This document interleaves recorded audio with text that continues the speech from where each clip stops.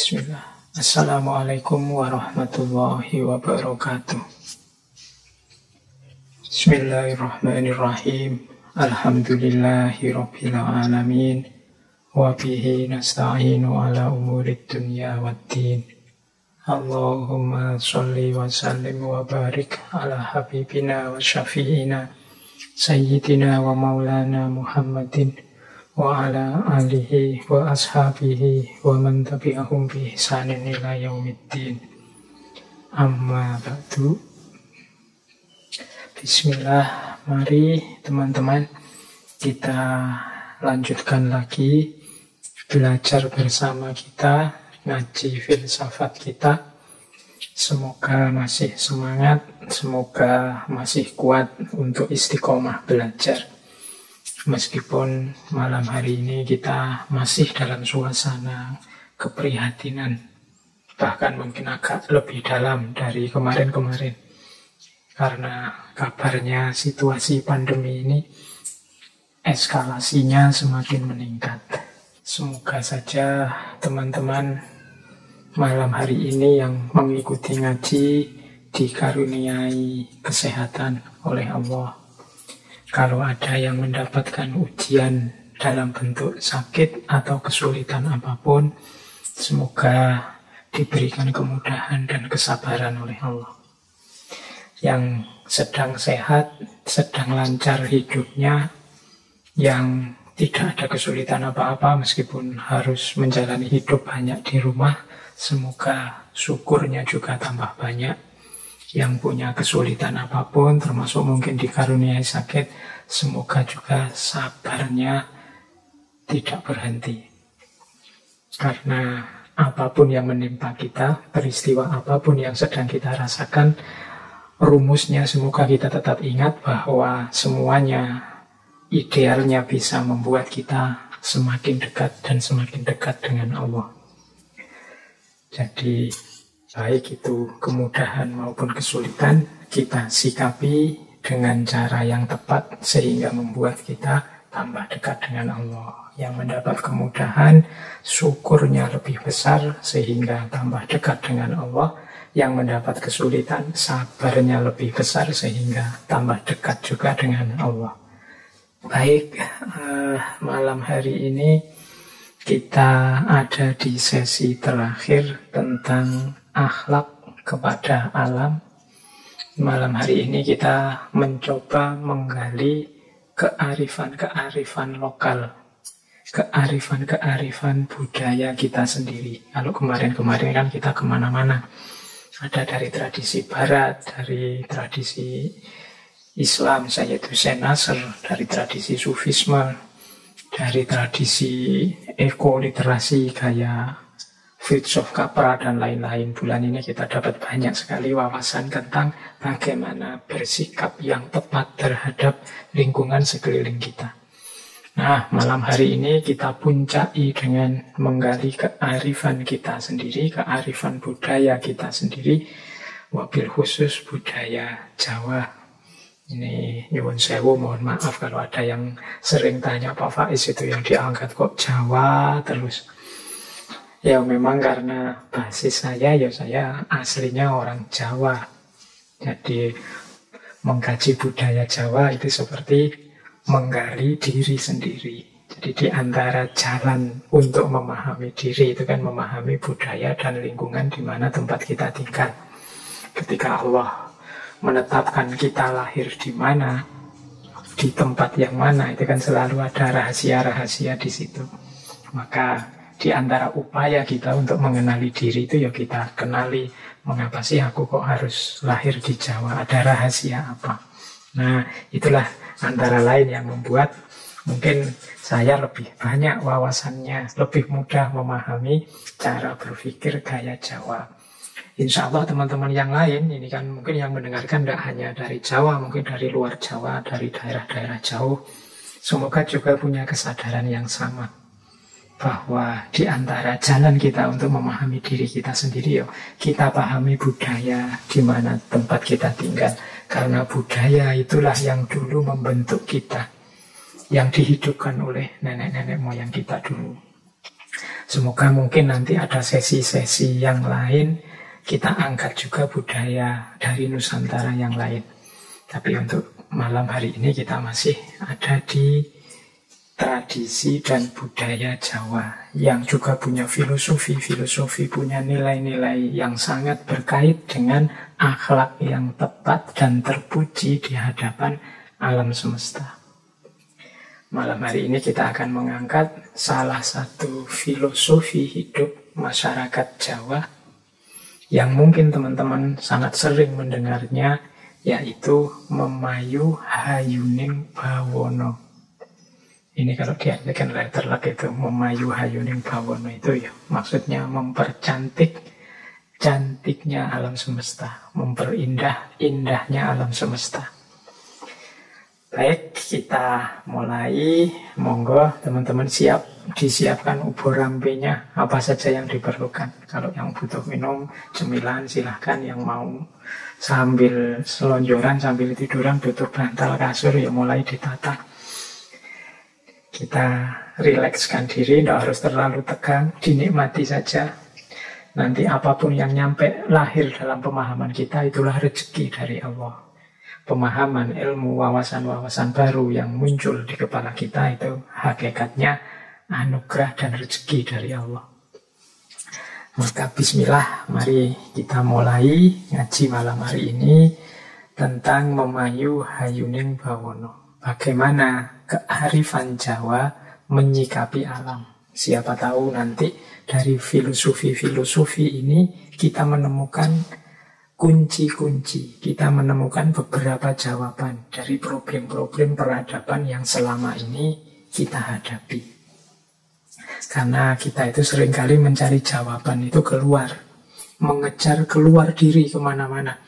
Kita lupa, jangan-jangan kuncinya justru ada dalam diri kita sendiri. Banyak masalah yang membingungkan kita, kemudian kita cari jawabannya kemana-mana, ternyata kuncinya ada dalam diri kita sendiri. Ini tentang yang seperti ini sudah sering kita paparkan di ngaji kita. Baik, kita mulai. Bismillah. Mengapa malam hari ini saya mengangkat khazanah Jawa? Karena ada beberapa hal dalam cara pandang masyarakat Jawa terhadap alam yang menurut saya menarik. Tidak kalah menariknya dengan kemarin gagasan-gagasannya Fritjof Capra atau gagasan-gagasan Aldo Leopold, atau sangat dekat juga dengan gagasan-gagasannya Sayyid Hussein Nasr. Baik, bismillah, kita awali ya. Saya akan awali dengan world view-nya masyarakat Jawa.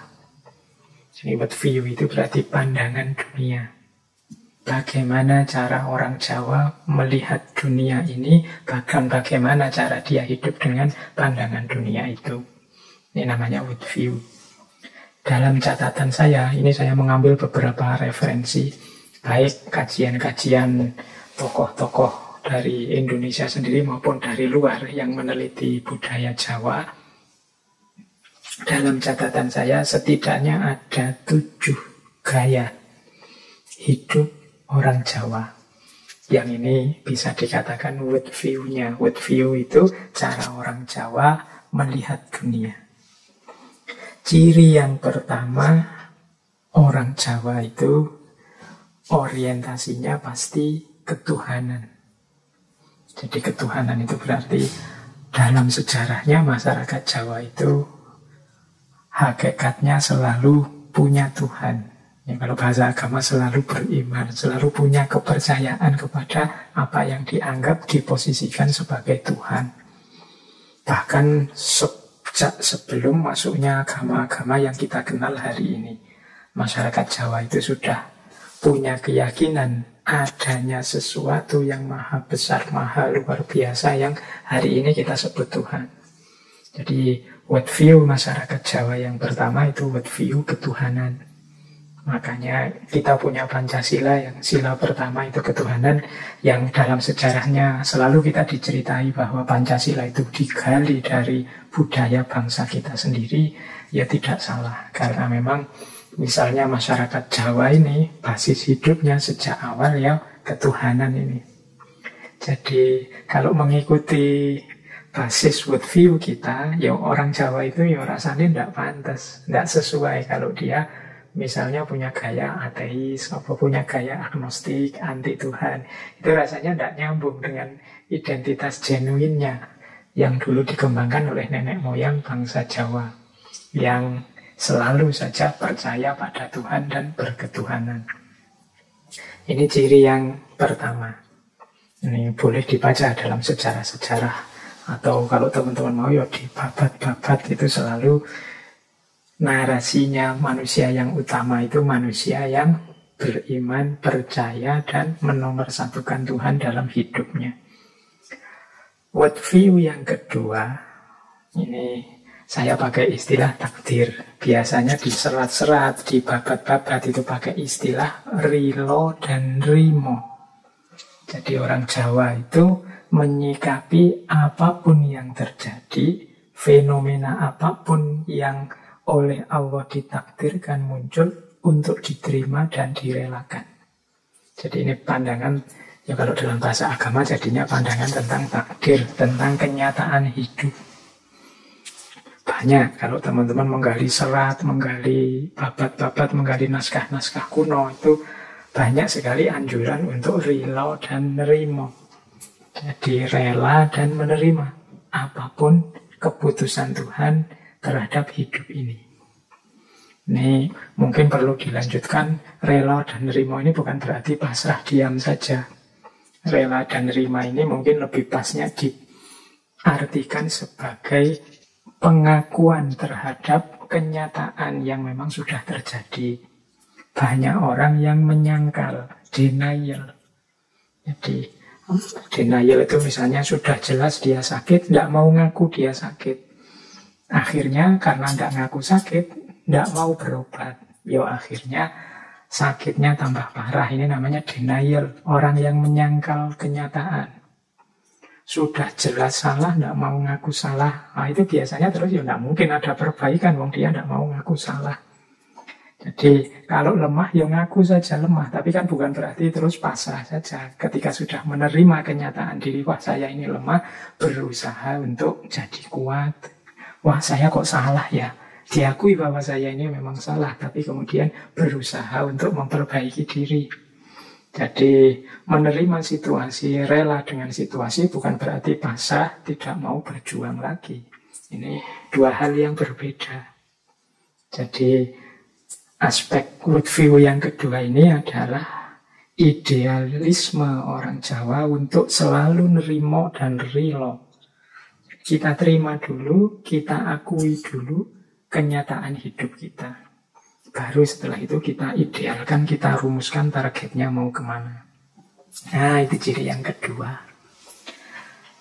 Ciri yang ketiga, masyarakat Jawa itu punya wawasan bahwa alam semesta ini tidak hanya berisi hal-hal yang fisik material, tapi juga berisi hal-hal yang immaterial dan supranatural.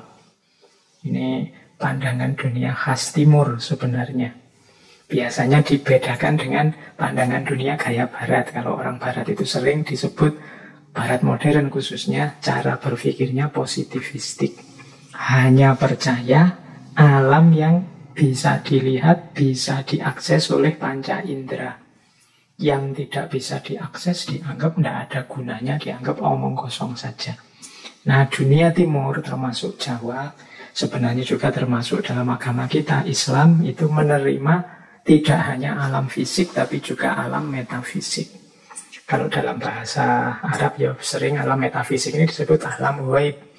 Jadi di dunia timur yang diterima itu alamul ghaib wasyahadah, alam metafisik dan fisik, tidak hanya alam syahadah saja. Yang orang Jawa juga begitu. Jadi percaya bahwa alam semesta ini tidak hanya berisi hal-hal yang bisa dijangkau, bisa diakses oleh panca indera saja. Banyak makhluk, banyak ciptaan yang jenisnya imateri atau supranatural. Berarti ini harus dipahami dengan kacamata khusus, dengan teori, dengan konsep yang khusus pula. Kalau hanya menggunakan metode ilmiah yang positivistik tadi, pasti tidak akan ketemu alam imateri dan supranatural ini. Kalau katanya metode ilmiah, alam imateri, alam supranatural ini sering disebut sebagai meaningless. Meaningless itu ya artinya tidak ada gunanya.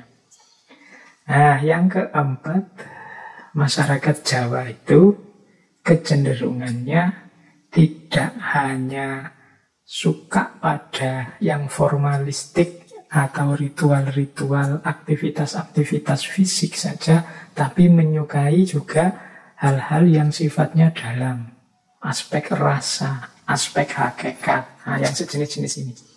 Jadi orang Jawa itu kalau membaca sesuatu tidak berhenti hanya pada fenomenanya, tapi ingin menggali ke dalam, ada rahasia hakikat apa. Itu makanya nanti di ciri yang terakhir itu orang Jawa suka menggunakan simbol-simbol. Simbol itu kan kelihatannya apa tapi maknanya apa. Sehingga membaca budaya Jawa tidak bisa kita hanya melihat aspek tampilannya saja. Kita harus masuk ke dalam melihat makna dan hakikatnya. Karena seringkali yang tampilan itu sifatnya simbolik. Simbolik itu kan berarti hanya simbol yang itu ada maknanya. Banyak orang salah paham melihat budaya Jawa hanya melihat aspek visualnya saja, kelihatannya saja. Padahal orang Jawa itu ada istilah nggone pasemon. Tempatnya pasemon itu semacam metafor, semacam isyarat yang itu harus dipahami lebih dalam. Tidak dibicarakan langsung karena tidak bisa diungkapkan sambil lalu, maka diekspresikan simbolnya saja. Nanti yang tertarik silahkan menggali lebih dalam, lebih serius. Nah, itu world view-nya orang Jawa. Yang kelima, orang Jawa itu sangat mencintai, sangat menyukai tata krama, kesusilaan. Jadi terhadap apapun dan siapapun harus dihormati dan ada pola-pola cara-cara penghormatannya. Kalau bahasa agama ya adab. Jadi terhadap segala sesuatu itu ada adabnya. Ya adab ini selalu dilatar belakangi oleh akhlak. Makanya tema kita bulan ini itu kan saya menyebutnya akhlak. Akhlak terhadap alam. Jadi perilaku kita di hadapan alam. Nah ini orang Jawa biasanya manifestasinya ya perilaku-perilaku yang menggambarkan kesusilaan, toto kromo, subo, sito, dan yang sejenis itu. Jadi orang Jawa merumuskan secara detail bagaimana cara menghargai yang lain sesuai level-levelnya. Baik lewat gestur, lewat kata-kata, maupun lewat kode etik resmi dalam acara-acara kegiatan-kegiatan resmi. Nah, itu diantara cirinya. Yang teman-teman hafal terkenal sekali kan dalam aspek bicara. Orang Jawa itu ada bicara gaya ngoko, ada bicara gaya kromo, ada bicara gaya kromo inggil. Ini kan berbeda objek yang dihadapi, berbeda cara penghargaannya. Ini jadi world view gaya Jawa yang kelima itu aspek kesusilaannya. Kemudian yang keenam, orang Jawa itu suka kebersamaan, gotong royong, guyub rukun. Yang penting ngumpul bareng-bareng, rukun, senang susah bersama. Makanya teman-teman mungkin sering dengar ada peribahasa mangan orang mangan ngumpul gitu. Jadi itu maksudnya kita sedang sedih atau sedang susah, sedang gembira atau sedang berduka, ayo bareng-bareng. Nah itu gayanya orang Jawa, menyukai gotong royong, kebersamaan, bareng-bareng. Dan yang ketujuh, world view-nya orang Jawa itu suka dengan simbolisme-simbolisme. Seperti saya bilang tadi, orang Jawa itu nggone pasemon.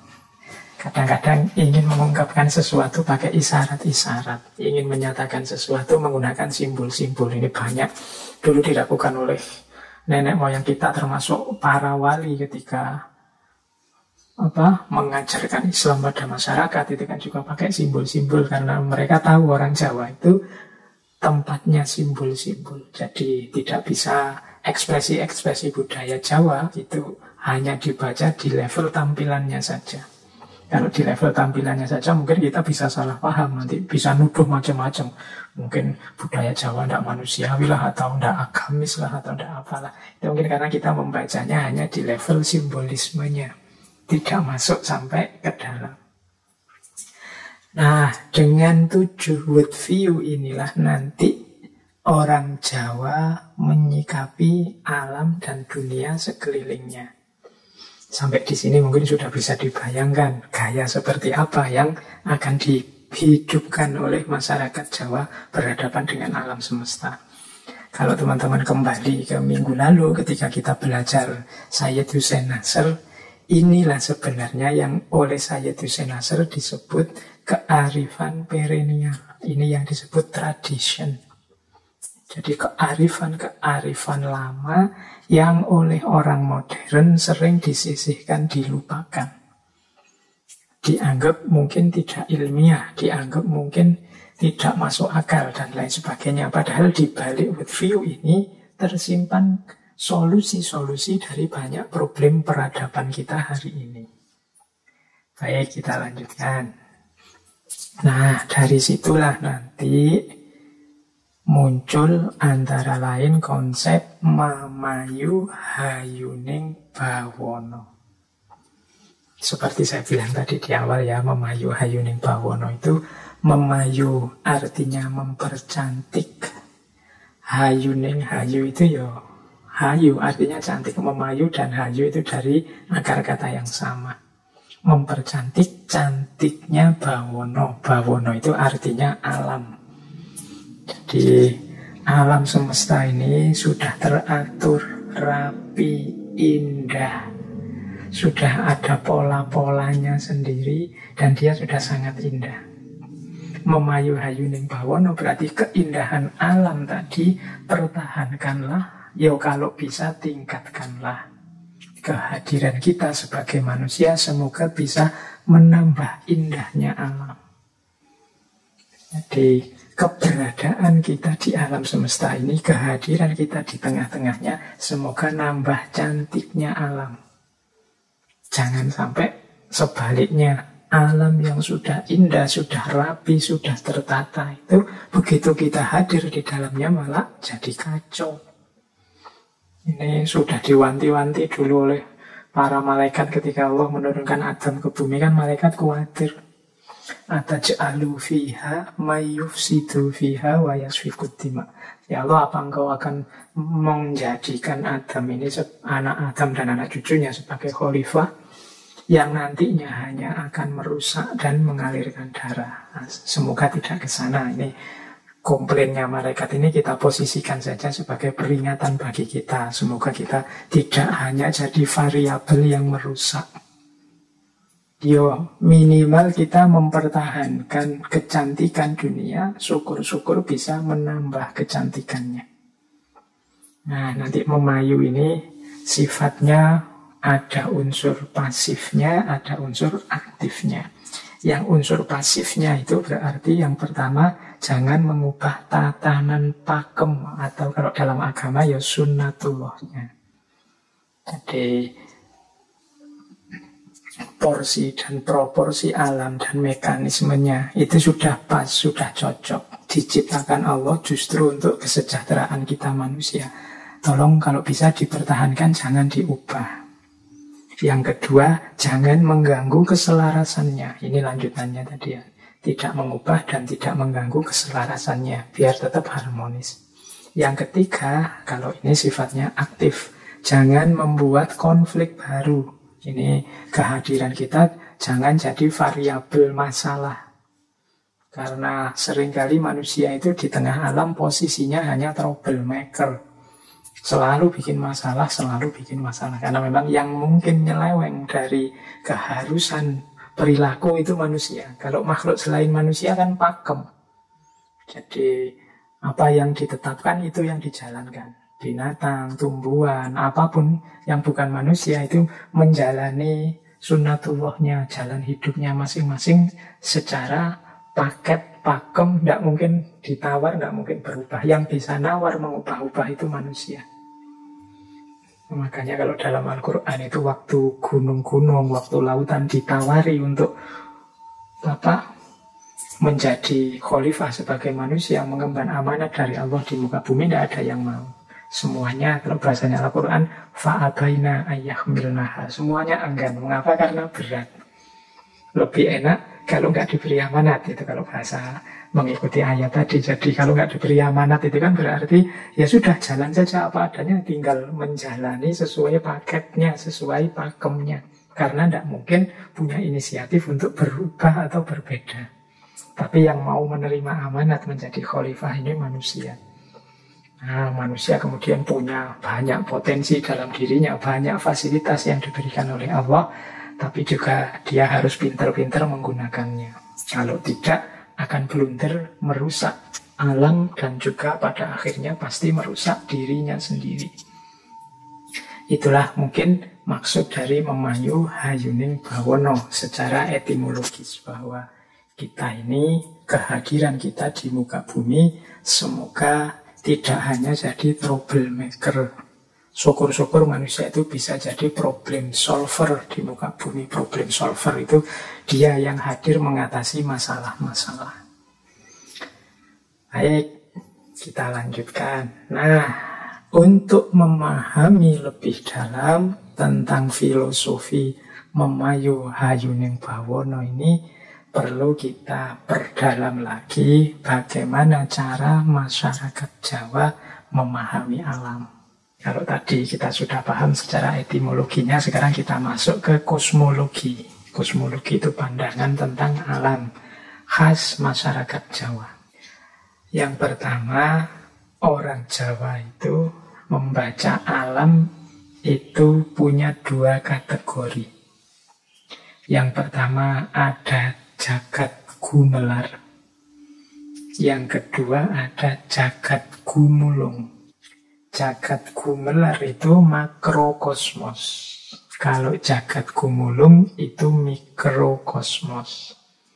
Jagat gumelar itu, jagat itu alam, gumelar itu yang tergelar di sekeliling kita. Jadi ya kalau dalam filsafat alam disebutnya makrokosmos, alam semesta ini. Sebesar apapun, seluas apapun ciptaannya Allah di luar manusia yang mungkin tidak terukur. Teman-teman mungkin pernah lihat videonya betapa kecilnya kita ini yang ada di muka bumi dibandingkan dengan planet yang lain, dibandingkan dengan pusatnya tata surya kita, matahari. Belum dilihat dari aspek galaksi Bima Saktinya, belum dibandingkan dengan galaksi-galaksi yang lain. Oh, kita ini sangat kecil.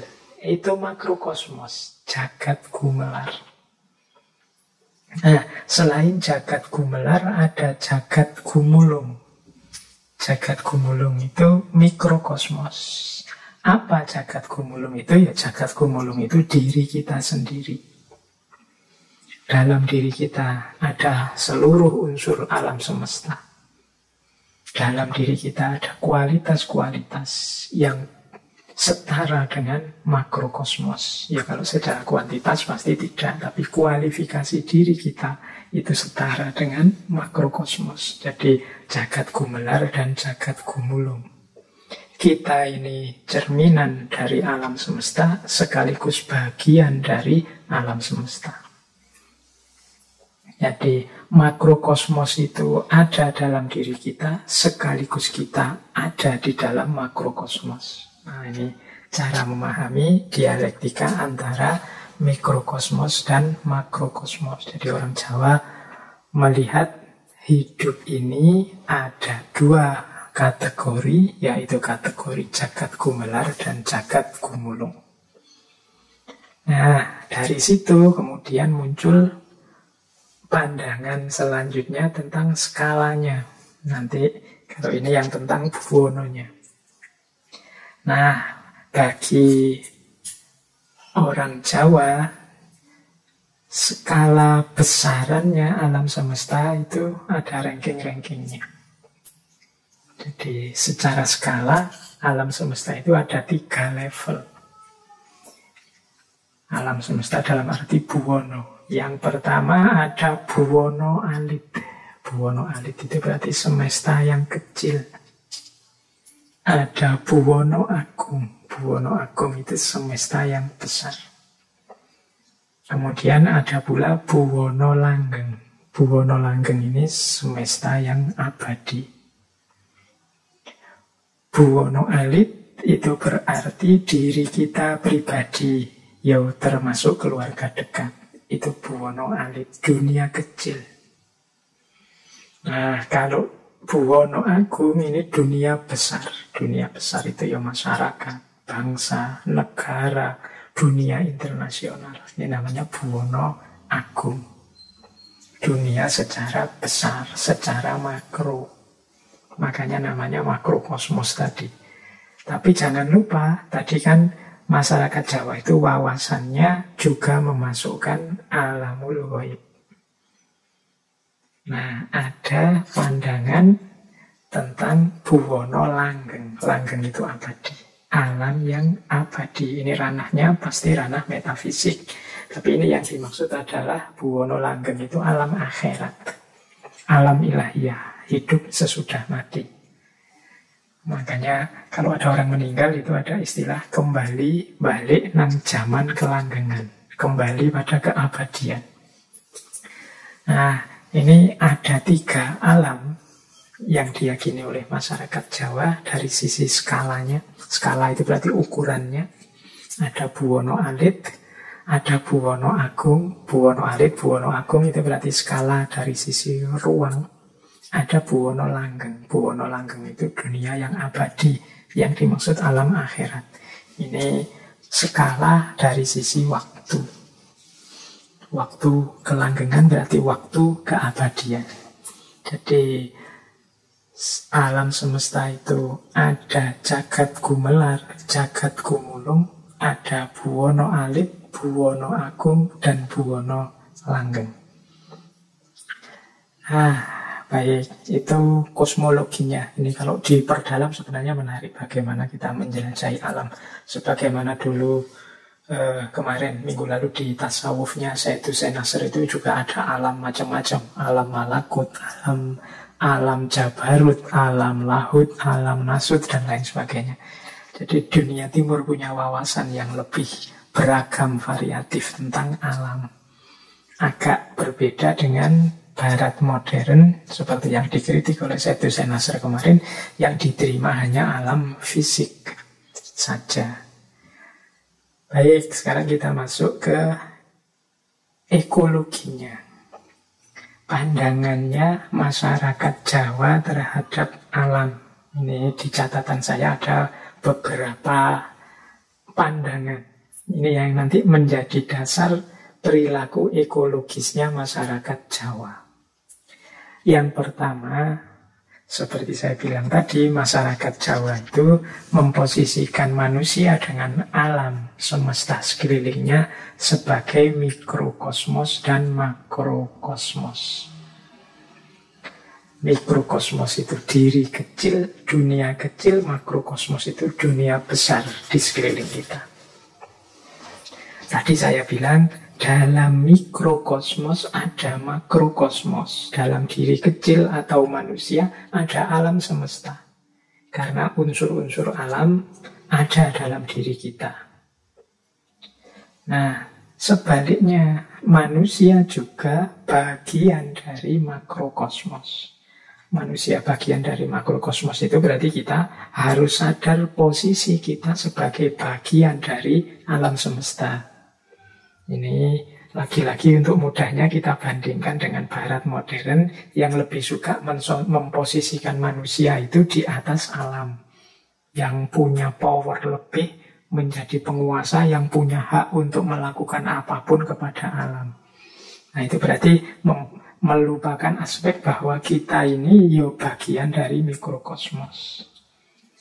Nah, dari situ nanti muncul pula pandangan, kalau direnungi secara mendalam, mikrokosmos itu membutuhkan makrokosmos. Dan sebaliknya, berarti Kalau sebaliknya makrokosmos juga memerlukan mikrokosmos. Ini sebenarnya memikirnya tidak harus rumit. Mikrokosmos membutuhkan makrokosmos itu, manusia membutuhkan alam semesta. Ya, karena manusia dalam hidupnya itu butuh hal-hal sebagai penopang hidupnya yang berasal dari alam semesta. Makanan kita, minuman kita, dan banyak hal lain kebutuhan hidup kita, sandang, pangan, papan, itu diperoleh dari lingkungan sekeliling kita. Silahkan teman-teman mencari, merenung sendiri, kebutuhan hidup kita ini apa sih? Nanti pada akhirnya ketemu ternyata semuanya disediakan oleh alam di sekeliling kita. Jadi rasanya kok tidak pantas kita itu zalim, kita itu merusak pada alam sekeliling yang ini sudah berbaik hati, memberikan segala yang kita butuhkan. Jadi mikrokosmos membutuhkan makrokosmos. Makrokosmos juga sampai level tertentu memerlukan mikrokosmos. Ya, bagaimanapun kalau dalam kehidupan di dunia, apalagi dalam Islam, kita kan punya pandangan manusia itu khalifatullah. Khalifah itu berarti yang punya amanat untuk menata, menertibkan. Siapa tahu ada penyimpangan-penyimpangan, pengerusakan dan kerusakan alam, entah sengaja entah tidak sengaja terjadi, itu butuh turun tangannya manusia. Jadi alam sekeliling kita itu butuh dipimpin oleh manusia. Ini pandangan makrokosmos membutuhkan mikrokosmos, memerlukan dalam banyak aspek intervensi manusia sebagai yang punya kesadaran, yang punya akal budi. Jadi pada akhirnya ya saling membutuhkan. Karena saling membutuhkan, ya manusia tidak boleh zalim. Harus saling menghormati, saling mendukung. Apalagi dua-duanya punya kesamaan. Kesamaannya apa? Makrokosmos dan mikrokosmos semuanya bersumber menuju di dalam dan diliputi oleh Tuhan. Kita dan alam ini sumbernya dari Tuhan, nanti semuanya kembali kepada Tuhan, sekarang semuanya berada dalam naungan Tuhan dan diliputi oleh ketuhanan. Wallahu bikulli syai'im muhit. Jadi inilah pandangannya masyarakat Jawa terhadap alam. Jadi alam itu sebagai makrokosmos sangat kita butuhkan, sebagaimana alam juga membutuhkan kehadiran kita. Kita dan alam ini sama-sama saling membutuhkan. Inilah nanti yang jadi dasar penghormatan, penghargaan kepada alam semesta. Ini pandangan masyarakat Jawa yang pertama terhadap alam. Yang kedua, kalau itu mungkin sudah maklum ya, bagaimana hubungan antara mikrokosmos dan makrokosmos. Yang kedua, ini coba kita lihat. Kalau ini agak religius, ini persis seperti yang ditawarkan oleh Syed Hussein Nasr dalam Ekosofi minggu lalu. Itu sebenarnya sudah dilakukan oleh masyarakat Jawa. Yaitu apa? Alam diposisikan sebagai sesuatu yang sakral. Sakral itu sacred kalau bahasa Inggrisnya, biasanya kalau bahasa Indonesia diterjemahkan sebagai sesuatu yang suci. Suci itu mudahnya adalah kita jangan sembarangan terhadap apa yang disakralkan. Ada kode etiknya tersendiri tentang sesuatu yang kita sakralkan. Tidak boleh kita seenak kita sendiri, tidak boleh kita suka-suka kita sendiri di hadapan yang kita anggap sebagai sakral.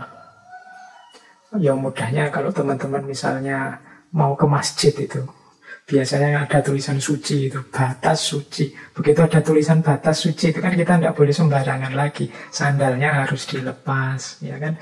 Tidak boleh kelakuannya tidak terkontrol di masjid, lo tidak boleh macam-macam, lo kan begitu. Itu berarti apa? Masjid adalah ruang yang kita sakralkan, tidak boleh dimacam-macami. Nah, orang Jawa juga begitu. memposisikan alam sebagai yang sakral.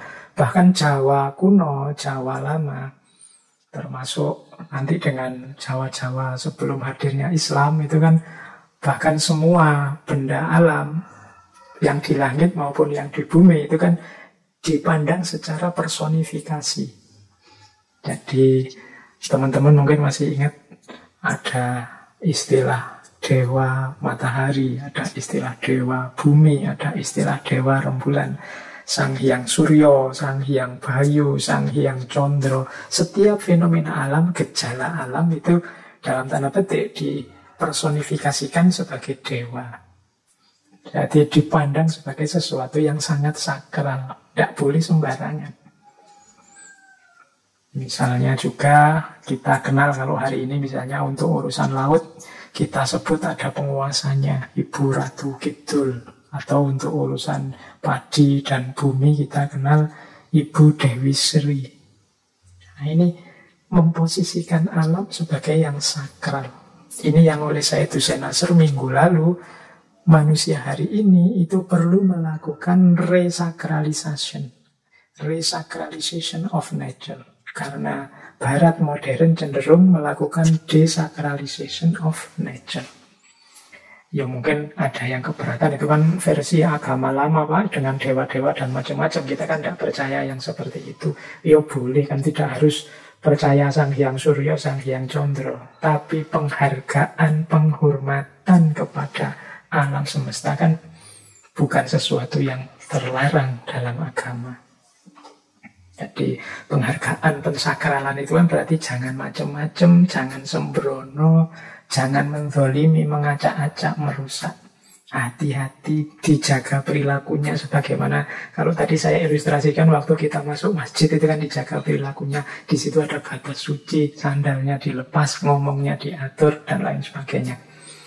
Kalau teman-teman pernah para pecinta alam misalnya, kalau sedang mau naik gunung menjelajah kemana, itu kan biasanya dipesen-peseni oleh orang-orang tua, jangan begini, jangan begitu, dijaga perilakunya. Nah, ini world view-nya masyarakat Jawa terhadap alam. Jadi memposisikan alam sebagai sesuatu yang sakral, tidak boleh sembarangan. Baik, ini yang pertama. Ini mungkin bisa dibahas lagi nanti kapan-kapan bagaimana alam ini harus kita posisikan sebagai yang sakral. Ini kemarin baru dicita-citakan oleh Syed Hussein Nasr. Hakikatnya di Jawa dalam budaya nenek moyang kita ini sudah hidup lama, meskipun hari-hari ini saya tidak tahu, mungkin teman-teman muda yang tertarik khazanah-khazanah Jawa, khazanah-khazanah lama itu sudah berkurang drastis. Saya khawatirnya lama-lama budaya-budaya mulia, kearifan-kearifan lokal yang itu sebenarnya sangat mungkin jadi solusi problem-problem peradaban kita, pada akhirnya juga punah. Karena banyak sekali budaya-budaya yang punah. Karena manusia mengalami perubahan cara berpikir dengan cara melupakan sama sekali yang lama. Sehingga akhirnya mungkin nanti ada satu titik kita harus balik lagi. Setelah sangat jauh meninggalkan, lama-lama digali lagi karena merasa ini penting.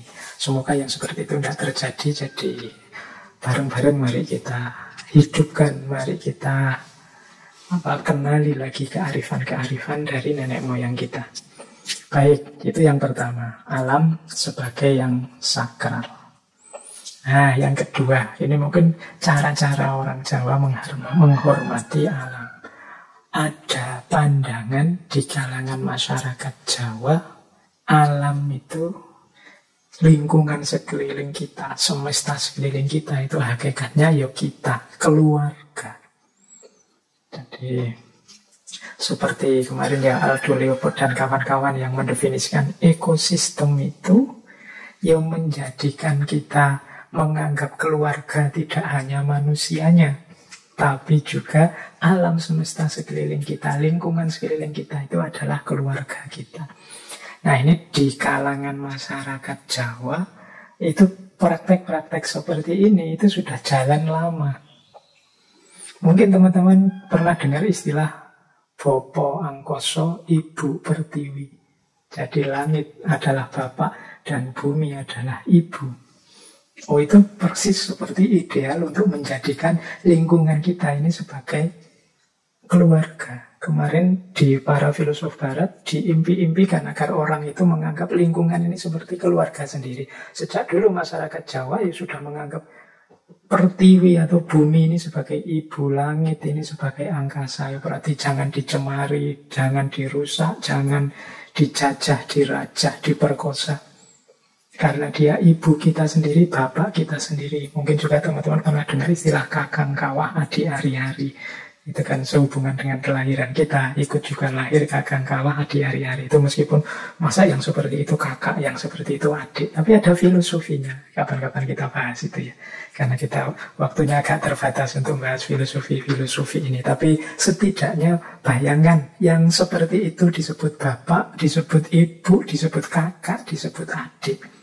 Itu berarti di Jawa sudah muncul tradisi menganggap keluarga bagi lingkungan yang ada di sekelilingnya. Belum lagi teman-teman kalau membaca sejarah itu kan, bagaimana orang-orang dulu itu binatang, tumbuhan, dan macam-macam itu dipakai jadi nama. Teman-teman mesti pernah dengar namanya Gajah Mada, Kebo Ijo, Kebo Kenongo, Kebo Kanigoro, Maeso. Siapa yang sering baca Maeso Jenar? Karyanya S.H. Mintarja, Nogo Sosro Sabu Intermaiso, itu kan kerbau. Kidang walengko, banyak kapuk, gagak sumiring, kidang gelatik, lembu soro, raja terkenal, hayam wuruk.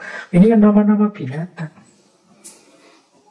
Kita hari ini mungkin rasanya, oh enggak malu Pak. Enggak, itu salah satu manifestasi bahwa alam, lingkungan, binatang, tumbuhan di sekeliling kita itu keluarga kita sendiri.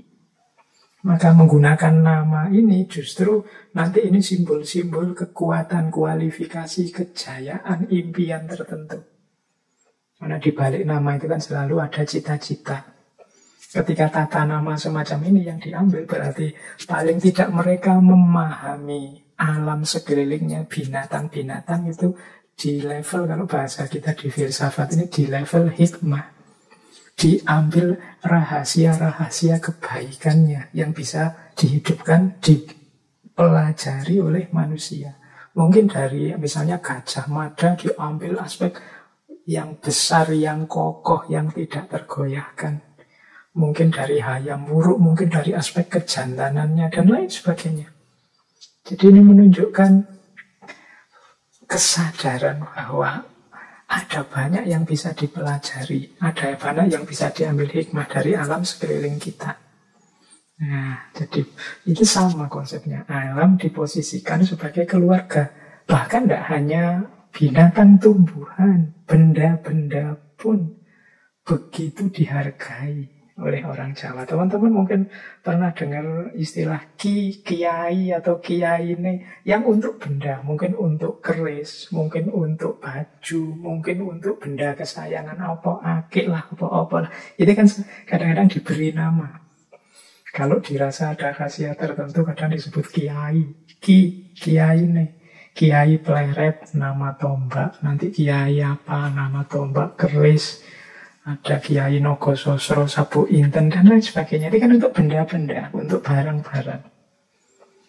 Jadi ini menurut saya masyarakat Jawa memposisikan alam sebagai keluarganya, sebagai ekosistemnya, tidak hanya manusia. Ini teorinya ditemukan kemarin-kemarin di Barat, tapi prakteknya sudah jalan ternyata di tengah masyarakat Jawa lama. Ya meskipun hari ini kelihatannya sudah mulai terkikis.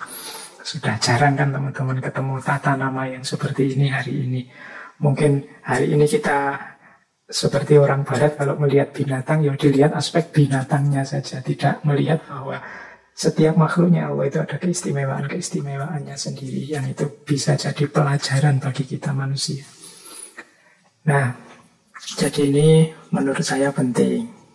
Alam adalah keluarga kita, sudah dipraktekkan oleh masyarakat Jawa sejak dulu. Bagian dari memayu hayuning bawono, memperindah keindahan alam semesta. Nah, kemudian yang terakhir dari sisi pandangan masyarakat Jawa terhadap alam, ya pastinya ada kesadaran kekhalifahan. Kesadaran kekhalifahan itu ya manusia tetap sadar bahwa dia mendapat banyak sekali anugerah, banyak sekali fasilitas dari Tuhan pada dirinya, khususnya dalam aspek akal budi, sehingga tetap dia pun merasa ada tanggung jawab juga terhadap alam. Kita mengambil banyak dari alam, tapi juga jangan lupa tanggung jawab kita pada alam semesta. Kalau masyarakat Jawa sehubungan dengan tanggung jawab ini punya 3 istilah yang populer sekali. Yang pertama momong, yang kedua momor, dan yang ketiga momot. Nah, ini 3 istilah sehubungan dengan tanggung jawab terhadap alam. Kalau kita tarik ke sana, maka momong itu berarti menjaga. Ya kalau dengan manusia kadang-kadang diartikan mengasuh. Ya kita yang punya akal budi, yang punya kesadaran, yang bisa menjaga kelestariannya. Jangan sampai dia rusak, jangan sampai dia punah. Sebagai manusia yang lebih berbudi dan berakal dibandingkan semua makhluk yang lain, manusia punya kewajiban untuk momong, menjaga dan mengasuh. Yang kedua, ada kewajiban momor. Momor itu mendekat, membaur, tidak menjauh. Jadi kita senantiasa bergumul dekat dengan alam. Ya, kalau kita kan punya peribahasa, tak kenal maka tak sayang. Kalau kita menjauh terus dari alam, ya kita tidak akan punya kedekatan. Kalau tidak punya kedekatan, sulit untuk membangun kepedulian. Maka dekatkanlah diri terus dengan alam, kalau konteksnya alam, sehingga muncul rasa sayang dan muncul kepedulian. Biar peribahasa tak kenal maka tak sayang itu tidak muncul. Jadi ini namanya momor. Peradaban kita hari ini sering isinya banyak menjauhkan kita dari alam. Kita lebih banyak membangun dunia yang coraknya buatan artifisial. Mungkin hidup kita, apalagi yang sudah kerja kayak saya ini, yang lebih banyak ketemu tembok, ketemu gedung, ketemu layar, dibandingkan ketemu air sungai, ketemu pepohonan, ketemu rerumputan. Apalagi hari ini situasinya menyuruh kita banyak di rumah. Yo, mungkin ini salah satu buah juga dari perilaku kita selama ini. Maka yang kedua, momor. Dalam istilahnya masyarakat Jawa, yuk dekat dengan alam. Anak cucu kita, yuk kita akrabkan kembali dengan alam. Kalau mereka dekat dan akrab, pastinya akan sayang. Kalau sudah sayang, lahirlah kepedulian. Dan yang ketiga, momot. Momot itu biasanya kita pahami sebagai memuat. Maksudnya menerima, menanggung. Jadi ikut momot itu apapun situasinya, apapun kondisinya, mau menerima. Itu momot. Jadi tidak hanya kalau pas menguntungkan saja kita dekati, kita sayang-sayang. Kalau tidak menguntungkan ya kita buang, kita merasa apa gunanya, apa untungnya. Itu berarti tidak bisa momot. Momot itu dia bisa menanggung, menerima apapun situasinya. Itu momot. Inilah yang harus dilakukan manusia sebagai tanggung jawabnya terhadap alam. Versi masyarakat Jawa. Jadi kalau tadi kita runut dari awal pandangan masyarakat Jawa terhadap alam itu, yang pertama, masyarakat Jawa melihat ada hubungan saling membutuhkan dialektis antara manusia dan alam, mikrokosmos dan makrokosmos. Yang kedua, masyarakat Jawa memandang alam sebagai sesuatu yang sakral, dalam arti tidak harus kemudian dalam bentuk disembah-sembah, tapi dalam arti kita harus menghormati, menghargai, tidak sembarangan, tidak sesuka-suka hati kita. Kemudian memposisikan alam sebagai keluarga. Dan yang keempat, menjadikan alam sebagai bagian dari tanggung jawabnya sebagai manusia. Dengan momong, momor, dan momot. Oke, Baik, kita ambil nafas sebentar. Semoga bisa ditangkap tadi wawasan-wawasan yang awal tadi tentang memayu hayuning bawono. Sekarang kita lanjutkan lagi. Kalau tadi mungkin sudah dasar-dasarnya, sekarang kita masuk ke beberapa gagasan. Kita ambil dari para tokohnya. Ada tokoh-tokoh yang digelar dalam tradisi kepujanggaan Jawa. Kita teladani beberapa gagasan mereka tentang cara berrelasi yang ideal dengan alam. Saya awali dari pandangan beliau, Ronggo Warsito. Ini saya ambil dari serat Paromo Yugo. Beliau punya teori tentang karakter seorang pemimpin. Nah, kalau ini kita ambil dalam konteks kepemimpinan manusia di hadapan alam. Kalau ini dalam bahasa agama kita sebut kita ini khalifahnya, yang mewakili Tuhan di hadapan alam. Maka sebagai pemimpin di alam semesta ini atas makhluk yang lain, kalau versinya Ronggo Warsito, paling tidak kita harus melakukan 8 hal. Yang pertama hanguripi, yang kedua hangrungkepi, yang ketiga hangruat, yang keempat hanoto, yang kelima hamengkoni, yang keenam hangayomi, yang ketujuh hangurubi, dan yang kedelapan hamemayu. Nah, manusia sebagai khalifahnya versi Ronggo Warsito ini berarti harus punya 8 karakter ini. Berarti kita di hadapan alam harus melakukan 8 ini. Yang pertama apa? Hanguripi. Hanguripi itu menghidupkan atau menjaga kehidupannya. Dalam konteks alam berarti menjaga kelestariannya. Ini tugas kita sebagai khalifahnya di hadapan alam. Yang kedua, hangrungkepi. Hangrungkepi itu rela berkorban. Jadi mau susah demi kelestarian alam tadi. Karena kelestarian alam itu baliknya untuk kenyamanan, ketentraman hidup kita sendiri. Jadi kita sebagai manusia tidak harus kemudian menghamburkan suka-suka kita, senang-senang kita sendiri. Kita harus rela berkorban. Ya memang hari ini kita punya sih misalnya banyak sumber air. Wong saya mandi juga gratis, hanya saya bayar sendiri. Misalnya air juga air dari rumahku sendiri, rumahnya aku beli sendiri. Jadi aku pakai air sak kapoke, sak seneng-senengku kan tidak masalah. Nah, kalau iya memang itu hakmu. Tapi kalau engkau menghambur-hamburkan begitu, nanti yang susah ya anak cucumu sendiri. Kalau sumber dayanya jadi langka. Ini sama dengan kita tidak mau hangrungkepi, tidak mau berkorban, tidak mau susah sedikit, susah sebentar. Jadi terhadap alam pokoknya kita sakpol-pole pingin seneng-seneng terus. Nah berarti tidak mau hangrungkepi. Yang ketiga hangruat. Hangruat ya sama seperti meruat, menyelesaikan masalah. Mungkin ada problem-problem, trouble dalam ekosistem kita. Yuk kita manusia yang akal budinya lengkap, yang bisa mencarikan jalan keluar. Kalau kita punya peliharaan binatang, dia sakit, itu kan yang bisa mereko-reko kesembuhannya kira-kira dengan obat apa, itu kan ya kita manusia. Kalau ada aliran air yang buntu, mampet, sehingga membahayakan seluruh ekosistem, kan kita yang bisa mencari solusi bagaimana ada jalan keluar sehingga airnya lancar. Kalau kok udaranya begitu kotor, karena ulah kita banyak polusi, gimana caranya udaranya bersih lagi? Itu namanya hangruat. Yang keempat, hanoto. Hanoto itu ngatur, menegakkan ideal, mengembalikan sesuai sunnatullahnya. Itu hanoto.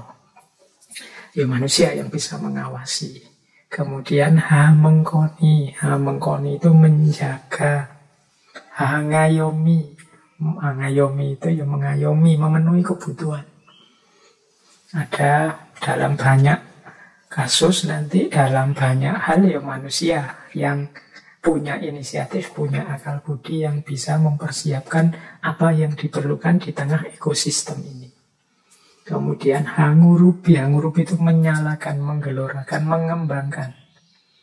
Jadi bagaimana semua yang ada di ekosistem ini berjalan sesuai apa adanya dan mungkin juga berkembang secara tertata. Tidak ekosistem yang putus asa, yang tidak ada harapan di masa depan. Itu berarti kita yang tidak mampu hangurubi. Dan yang terakhir, ya yang malam hari ini kita bahas, yaitu hamemayu. Hamemayu itu memperindah keindahannya. Kalau memang kita mampu, bisa kita kelola, tidak hanya seperti adanya, tapi kita buat semakin indah. Karena kehadiran kita memang dituntut untuk memayu hayuning bawono, memperindah keindahan alam. Nah, ini antara lain. Jadi hal-hal yang harus dilakukan oleh manusia sebagai pemimpin. Dalam hal ini pemimpin di hadapan alam. Hanguripi, hangrungkepi, hangruat, hanoto, hamengkoni, hangayomi, hangurupi, dan hamemayu. Ini dari beliau Ronggo Warsito. Baik, sekarang kita lanjutkan. Kali ini kita belajar dari Sultan Agung Hanyokro Kusumo. Ini dulu pernah kita bahas satu sesi khusus tentang beliau dalam karya beliau yang sangat populer, yaitu Selat Sastro Gending. Jadi kalau kita belajar tentang Selat Sastro Gending, sebagaimana pernah kita kaji dulu, nanti kita akan ketemu bahwa segala yang ada di alam semesta ini secara relasional. Karena relasional itu maksudnya secara berhubungan. Di hidup kita di tengah alam ini kan ada 3 variabel. Kita manusia mikrokosmos, alam semesta makrokosmos, dan yang ketiga Allah, Tuhan. Nah, 3 variabel ini yang secara relasional, hubungan antara 3 ini oleh Sultan Agung disebut sastro dan gending. Jadi sastro itu adalah simbol dari ketuhanan.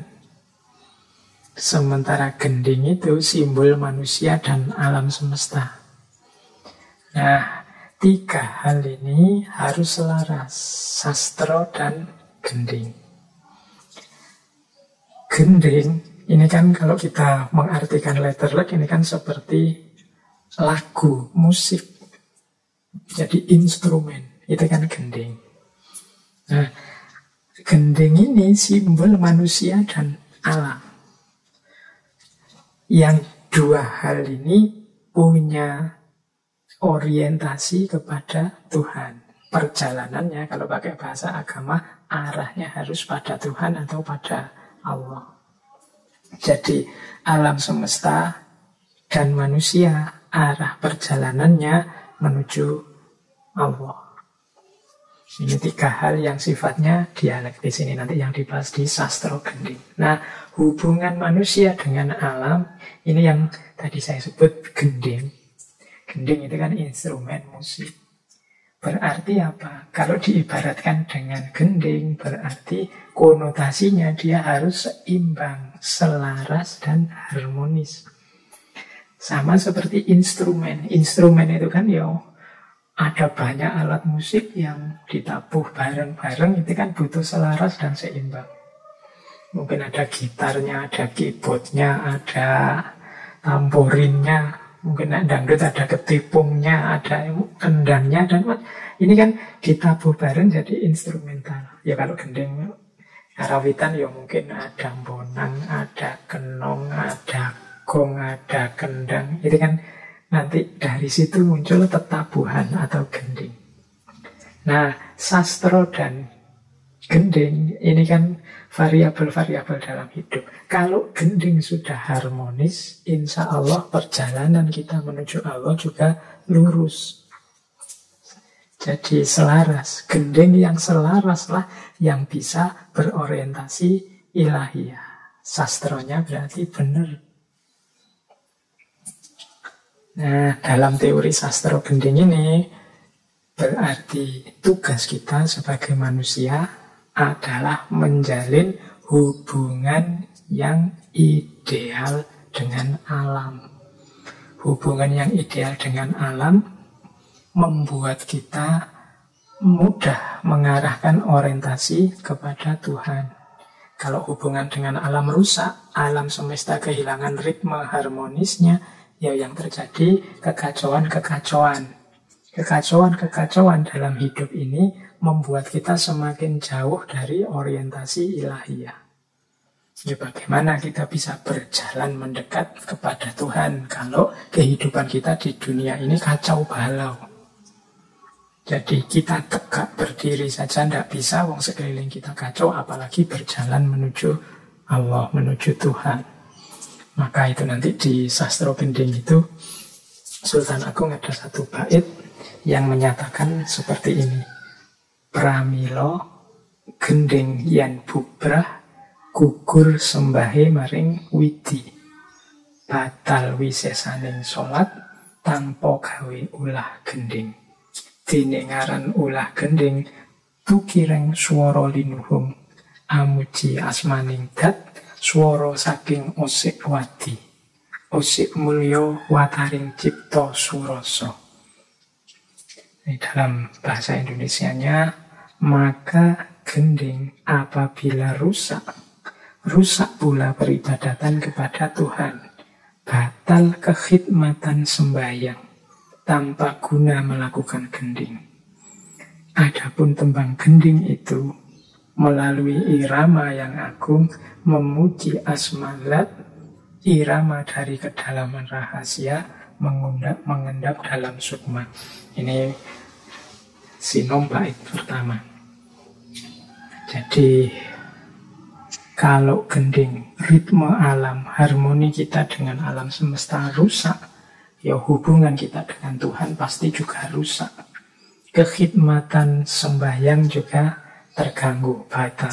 Nah, ini sebenarnya teori yang disampaikan oleh Sultan Agung dalam serat Sastro Gending. Jadi ini mengajarkan kita menjaga ritme relasi kita dalam hidup ini. Menjaga irama lahir batin kita, menjaga irama relasi kita dengan alam semesta sekeliling kita. Jadi ini memahami hubungan alam dan manusia secara relasional.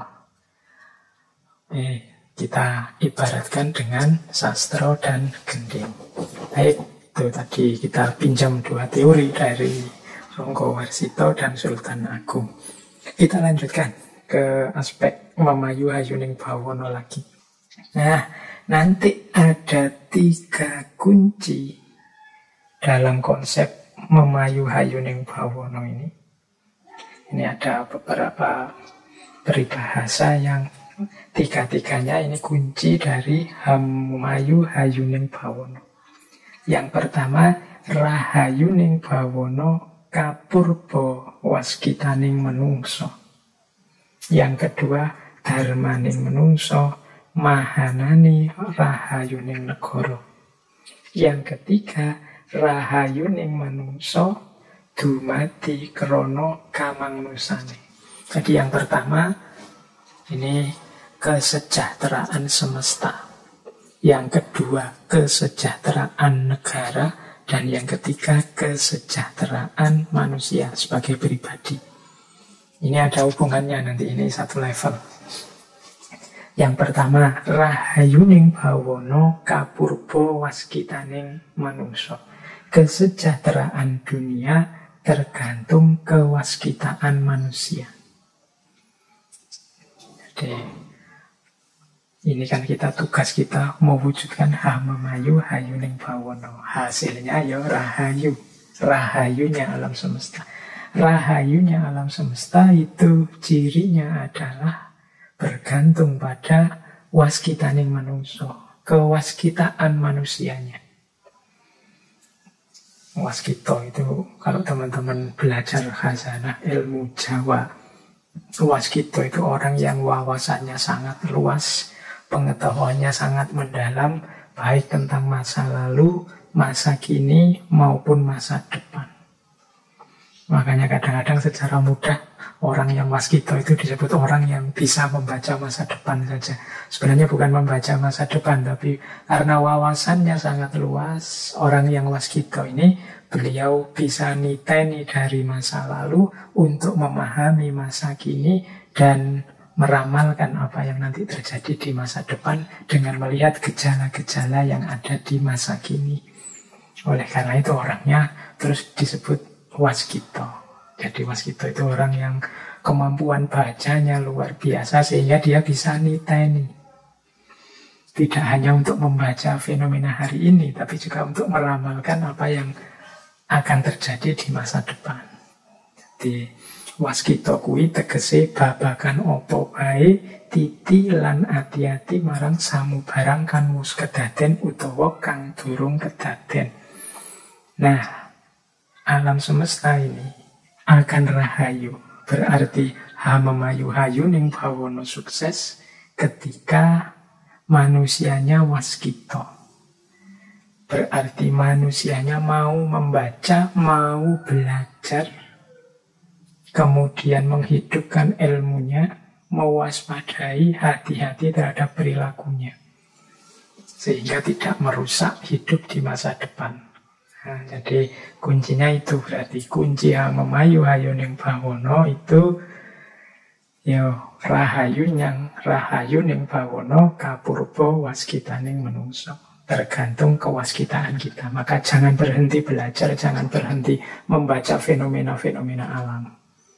Karena dari situlah nanti kita bisa memedomaninya untuk hidup dan siap-siap untuk apa yang akan terjadi di masa depan dengan bekal pembacaan kita terhadap masa lalu. Baik, itu kunci yang pertama. Jadi kita butuh orang-orang yang waskita. Nah, jalannya kemudian adalah darmoning menungso mahanani rahayuning negara. Yang kedua ini sebenarnya menjelaskan untuk lahir memayu hayuning bawana ada tahapan-tahapannya, antara lain yaitu rahayuning negara, kesejahteraan, keselamatan satu negara, satu wilayah. Karena ya tidak mungkin kan keindahan alam semesta tapi negara ini rusak. Nah, berarti perjuangannya harus diawali dari perjuangan memayu hayuning bawana di level sekup lingkungan kebangsaan kita sendiri, negara kita sendiri. Tergantung pada kewaskitaan manusia, yaitu manusia yang mau menetapi dharmanya sesuai tempat di mana dia tinggal. Dharmaning manungsa mahanani rahayuning negara. Tugas hidup manusia akan membuahkan keselamatan satu bangsa atau negara. Nah, ini level untuk menuju memayu hayuning bawana. Kan tidak mungkin dunia ini secara level alam semesta tertib, tapi di negara sendiri tidak tertib. Itu kan kebalik. Jadi ketertiban-ketertiban kecil-kecil inilah nanti yang membuahkan ketertiban di level semesta. Berarti kita peduli pada lingkungan kita, ekosistem sekeliling kita. Dari situ nanti perlahan-lahan akan meningkat menjadi indahnya alam semesta secara umum, secara global. Jadi tidak ujuk-ujuk ke alam semesta secara besar. Nah, itu dharmaning manungsa mahanani rahayuning negara. Berarti manusia yang harus menjalankan dharmanya sesuai tempat di mana dia tinggal. Berarti kita melihat ekosistem alam di sekeliling kita dan kita jalankan dharma kita di situ sebagai manusia.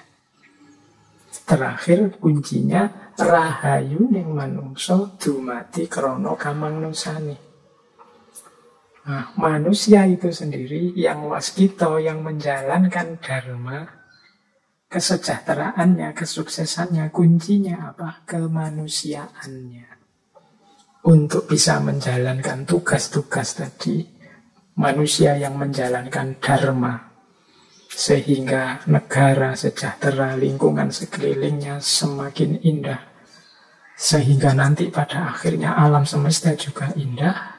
Karakter utama yang harus dia miliki adalah kamanungsane. Kamanungsane itu kemanusiaannya.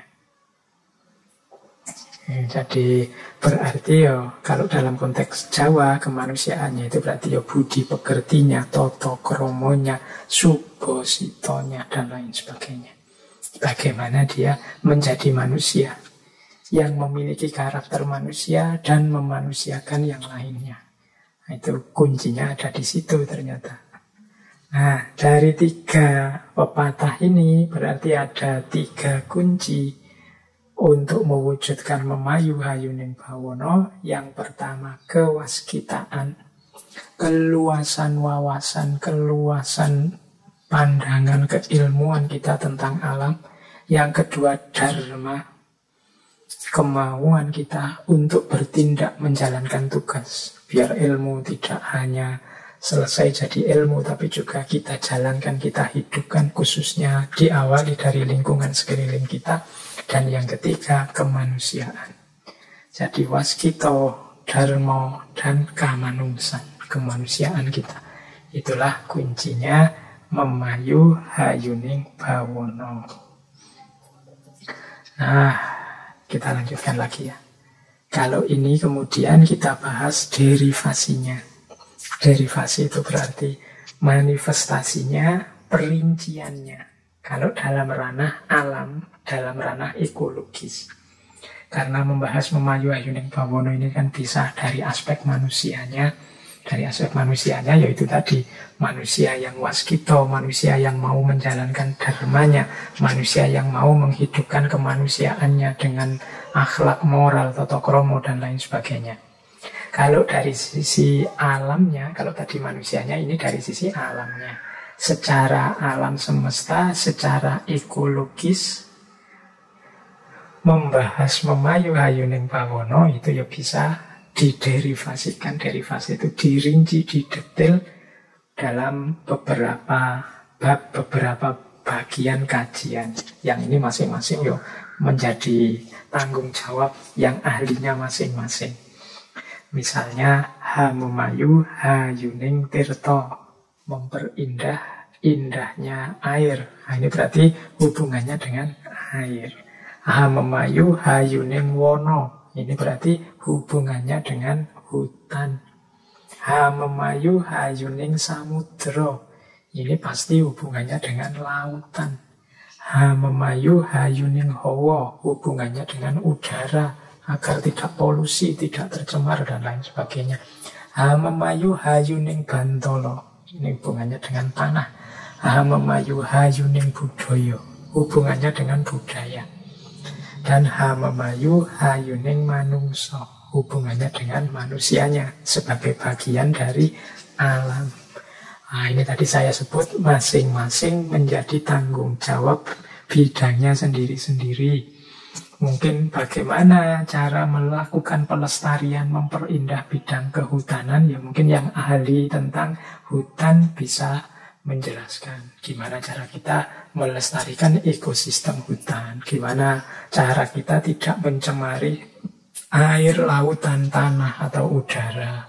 Dari aspek budaya, mungkin ahli budaya bisa menjelaskan mana tradisi-tradisi budaya-budaya yang mendukung memayu hayuning bawono dan mana yang justru sebaliknya. Dari sisi manusia juga begitu, mungkin ahli-ahli psikologi, sosiologi, antropologi bisa menjelaskan perilaku manusia yang relevan, cocok dengan memayu hayuning bawono yang mana, yang tabrakan yang mana.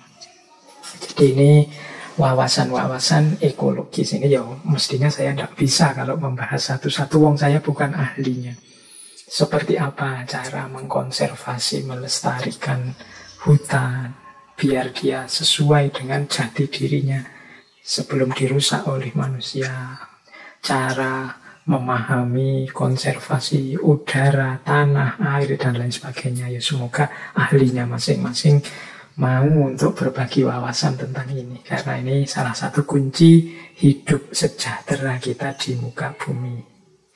Baik, jadi kalau tadi kunci dari aspek manusianya, kalau ini kunci dari aspek alam semestanya.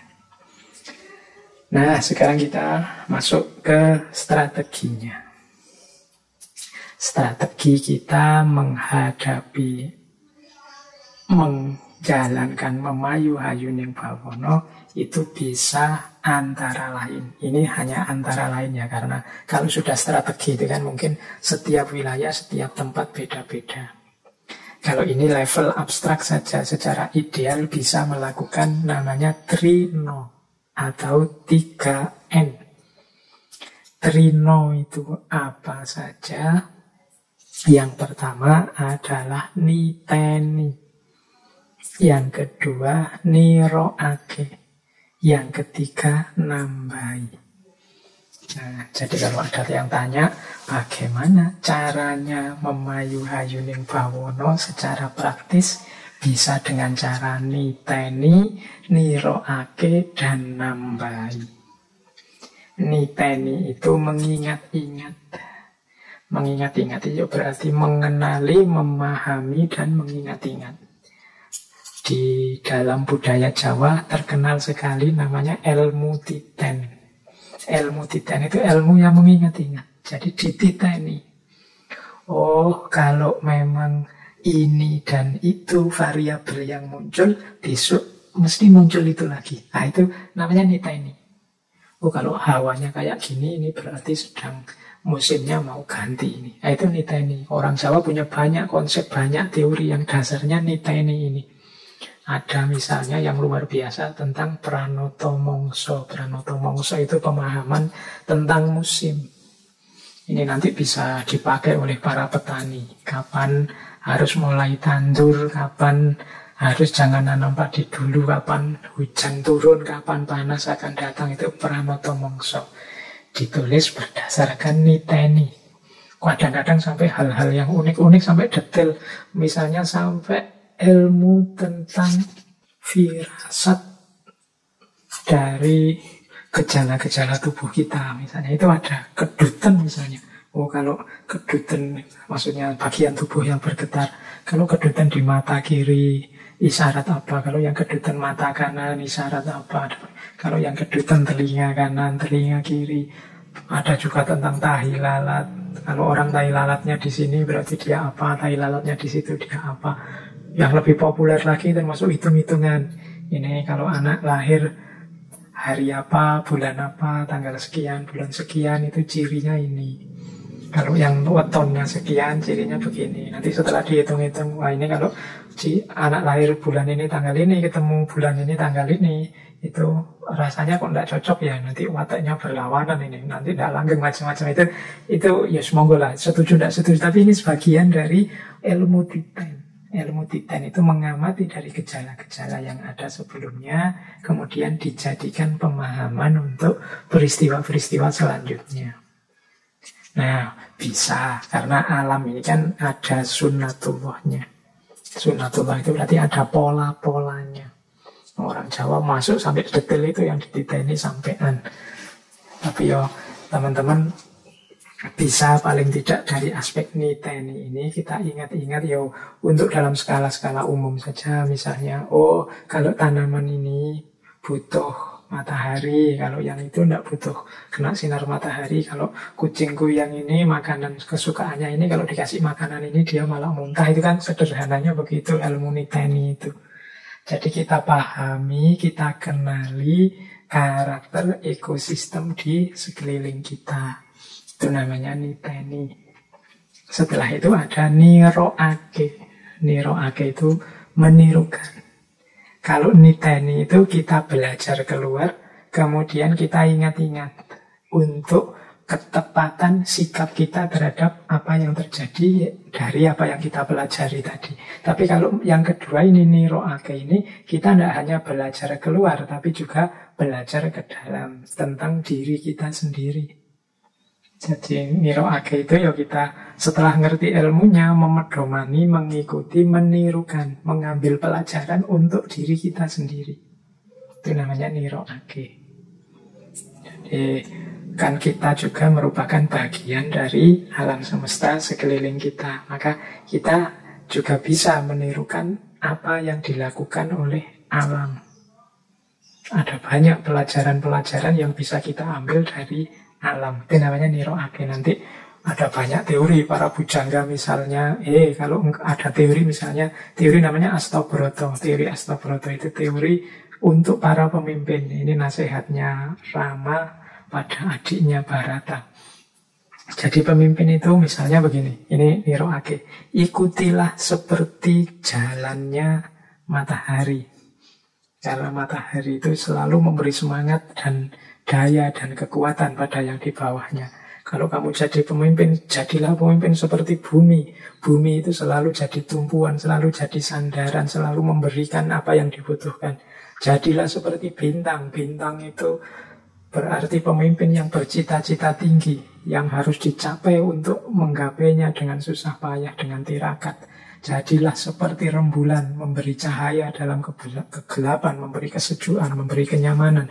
Jadilah seperti angin yang senantiasa membaur di tengah-tengah masyarakat, memberi kesegaran. Jadilah seperti samudra yang luas, wawasannya luas, hatinya mampu menampung apapun. Jadilah seperti api yang cekatan, tuntas menyelesaikan segala masalah. Jadilah seperti air yang mampu menyesuaikan diri dengan segala situasi dan lingkungan sekelilingnya. Ini Astabroto, pelajaran dari Rama Wijaya pada adiknya Bharata. Ini contoh niroake, jadi menirukan perilaku alam untuk kebaikan kita. Ada banyak pelajaran yang bisa kita ambil dari alam. Ini juga bagian dari memayu ayuning bawono, karena kita sendiri juga bagian dari alam. Nah, yang ketiga, kalau memang bisa, nambahi. Nambahi ini memberi nilai tambah terhadap alam semesta. Inilah memayu ayuning bawono. Kehadiran kita menambah keindahannya. Alam semesta ini sudah indah, begitu kita ada di sana, keindahannya tambah tampak.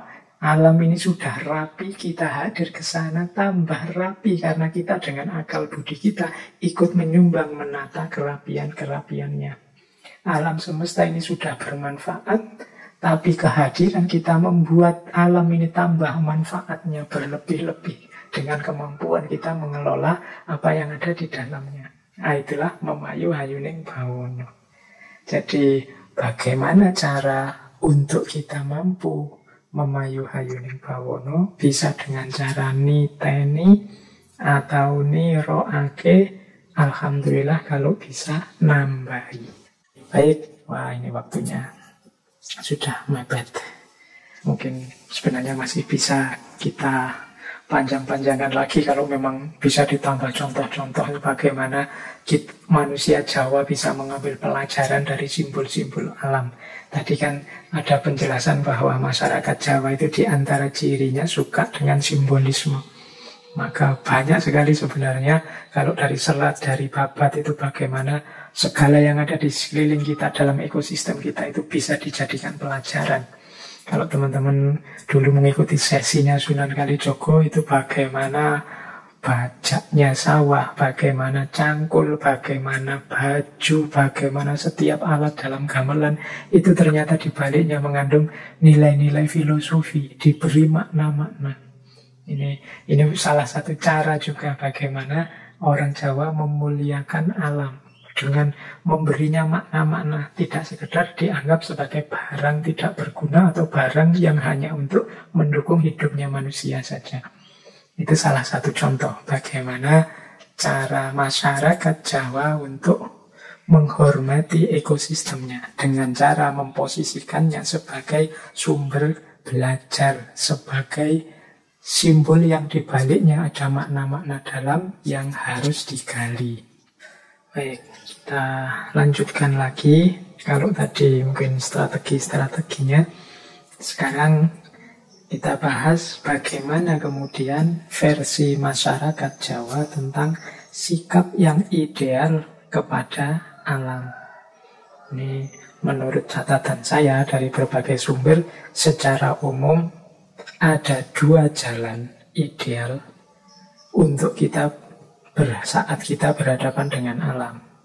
Yaitu yang pertama lewat jalan moral dan yang kedua lewat jalan spiritual atau jalan keprihatinan atau jalan tirakat.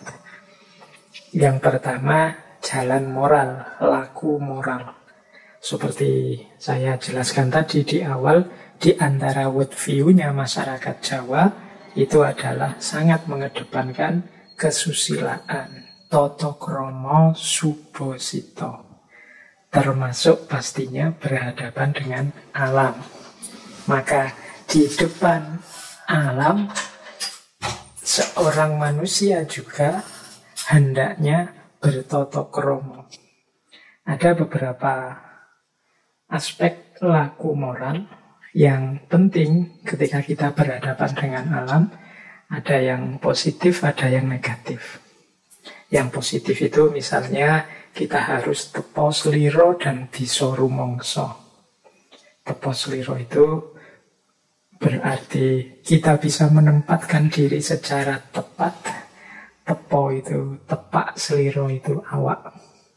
Diri kita posisikan secara tepat di hadapan alam. Mungkin tadi sebagai keluarga, sebagai yang mensakralkan, dan lain sebagainya. Dan bisa rumangsa itu kita bisa berempati. Selama ini kita berempati itu kan hanya pada manusia. Tapi dalam konteks ini kita juga dituntut untuk bisa berempati kepada lingkungan alam sekeliling kita. Berempati itu berarti melenyapkan ego kita dan menghadirkan kepentingan sesuatu yang lain yang jadi objek perhatian kita. Sama kayak kita jatuh cinta, itu kan ego kita tergusur dan yang masuk adalah kepentingan orang yang kita cintai. Nah, orang yang semacam ini disebut orang yang bisa rumangsa, bisa merasakan apa yang dirasakan oleh orang lain, atau kalau objeknya alam bisa merasakan kondisi situasi alam semesta di sekelilingnya. Biasanya bisa rumangsa ini lawannya adalah rumangsa bisa. Kalau rumangsa bisa itu merasa bisa, merasa mampu, sehingga memposisikan diri di atas. Orang yang rumangsa bisa, ya pasti dia tidak bisa rumangsa. Sama seperti kritiknya Sayyiduddin Nasr pada manusia modern yang di hadapan alam selalu rumangsa bisa. Tidak pernah bisa rumangsa, tidak bisa memahami situasi alam dari perspektif kepentingan alam, tidak dari perspektif kepentingan egoisnya. Yang kedua, sepi ing pamrih, rame ing gawe. Kita melakukan kebaikan apapun yang bermanfaat terhadap alam, tidak usah matok pamrih-pamrih apapun. Yang penting kita bekerja sekuat mungkin, semampu kita demi kelestarian alam. Karena hakikatnya lestari dan hayuning ekosistem di sekeliling kita itu adalah hayuning kita juga. Keselamatan, kesejahteraan lingkungan itu berarti keselamatan, kesejahteraan kita. Maka kita sepi ing pamrih, rame ing gawe. Tidak usah mikir balasannya apa, imbalannya apa. Pasti balasan dan imbalnya, kebaikannya akan balik pada kita sendiri. Yang penting kita rajin, tekun, berkarya terus-menerus dalam konteks kebaikan pada alam. Yang ketiga, eling lan waspada. Kita senantiasa ingat dan waspada. Ingat kepada Tuhan, kepada hakikat kehadiran kita di muka bumi. Dan waspada, hati-hati. Jangan sampai kita melakukan hal-hal yang blunder, yang merusak, yang tidak hanya menghancurkan alam, tapi pada gilirannya justru menghancurkan kita sendiri. Jadi, eling lan waspada ini harus kita hidupkan terus. Sadar akan hakikat diri dan kehidupan kita, serta hati-hati jangan sampai melakukan hal-hal yang justru merusak. Kalau yang negatif, laku moral itu ya jangan sampai kita di hadapan alam itu hanya bersikap golek menangi dhewe, golek butuhe dhewe, golek benere dhewe, dan golek enake dhewe. Ini manusia itu punya kecenderungan ini, nyari enaknya sendiri terus, nyari benernya sendiri terus. Hanya yang dipikir kebutuhannya sendiri terus, ingin menang terus. Jadi tidak berpikir yang di luar dirinya. Ini ciri-ciri orang yang egois. Hanya berpikir tentang dirinya sendiri. Jadi sikap ideal kepada alam yang pertama lewat jalan moral. Kita tidak hanya dituntut bermoral kepada manusia yang lain, kita juga harusnya berakhlak bermoral kepada alam lingkungan sekeliling kita. Yang kedua yaitu jalan tirakat atau prihatin.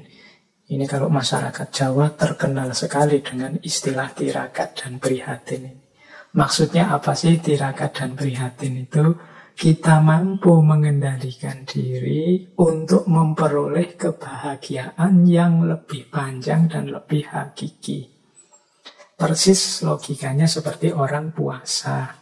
Kita menahan lapar sebentar untuk memperoleh kenikmatan makan yang lebih dalam, lebih panjang, kebahagiaan makan yang lebih hakiki. Nah, tirakat juga begitu. Bukannya kita tidak makan itu karena tidak punya uang untuk makan. Punya, kalau memang boleh kita bisa makan sebanyak-banyaknya. Tapi kita milih tidak makan. Dalam rangka apa? Memperoleh kebahagiaan yang lebih panjang daripada sekedar kebahagiaan makan. Ini namanya trik prihatin. Nah, di hadapan alam juga begitu. Kita harus mampu prihatin dan tirakat. Berarti apa? Yuk kita mampu mengendalikan diri untuk tidak semena-mena mencari keinginan kita sendiri, mencari kenikmatan sesaat untuk diri kita sendiri, mencari kenyamanan egois versi kita sendiri, tapi kita berusaha menahan diri demi kenyamanan yang lebih panjang, kebahagiaan yang lebih hakiki, kenikmatan yang tidak hanya kita nikmati sendiri, tapi juga untuk semua nanti anak cucu kita sampai generasi keberapapun. Jadi itulah namanya laku prihatin. Kalau dalam budaya Jawa ada istilah topo ngerami. Topo ngerami itu kita prihatin meskipun di tengah keramaian, di tengah limpahan berbagai fasilitas. Kalau memang boleh kita bisa kok, kalau mandi itu menghabiskan 10 timbo atau 20 timbo, kita orang kaya. Kita bisa pakai air sepuas-puasnya, kita bisa nyewa kamar hotel kemudian menggunakan airnya sesuka-suka kita, hotelnya sudah kita bayar. Tapi tidak, kita lebih memilih menahan diri. Meskipun di tengah berbagai fasilitas, di tengah berbagai kenyamanan yang mungkin kita nikmati.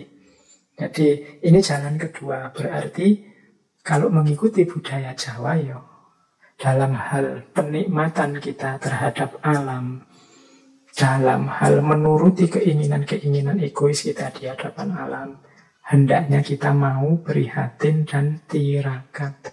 Karena hanya puasa yang akan menemukan nikmatnya buka puasa. Nah, ini jalan ideal kedua. Ya kalau kita tidak mau prihatin, tidak mau tirakat, ya pada saatnya kenikmatan, kenyamanan yang kita nikmati akan habis. Apalagi sehubungan dengan sumber daya alam. Itu artinya setelah itu kita akan menemui kesengsaraan. Bahkan anak cucu kita hanya akan menikmati sengsaranya saja.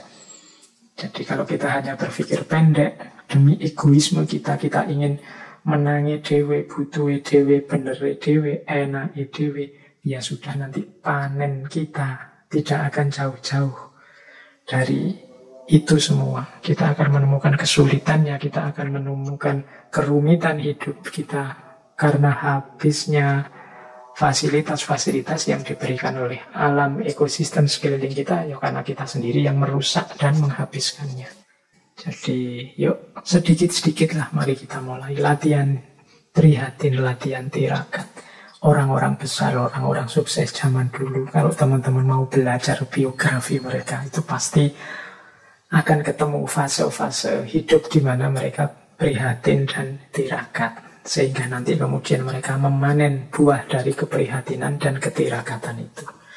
Ini latihan, apalagi teman-teman yang masih muda mungkin masih kuat lah kalau sekedar tirakat sedikit-sedikit, prihatin sedikit-sedikit demi anak cucu kita, demi kebahagiaan yang lebih hakiki, demi fasilitas-fasilitas alam yang mungkin bisa kita nikmati sampai nanti ke depan untuk anak cucu kita. Baik, terakhir. Wah, ini waktunya sudah mepet. Terakhir kita bahas buahnya memayu hayuning bawono. Jadi secara umum nanti kalau manusia ini sukses memayu hayuning bawono, buah pertama yang paling kelihatan adalah harmoni, keseimbangan, keselarasan dalam hidup. Jadi hubungan ideal antara manusia dan alam semesta.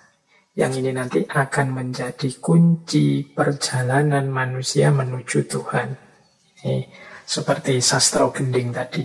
Jadi lahirnya adalah gending yang selaras, gending yang harmonis, sehingga nyaman untuk didengarkan dan menjadi bagian dari perjalanan kita menuju Tuhan. Itu buah yang pertama. Jadi ini yang diimpi-impikan oleh para tokoh ekologis yang kita bahas di bulan ini.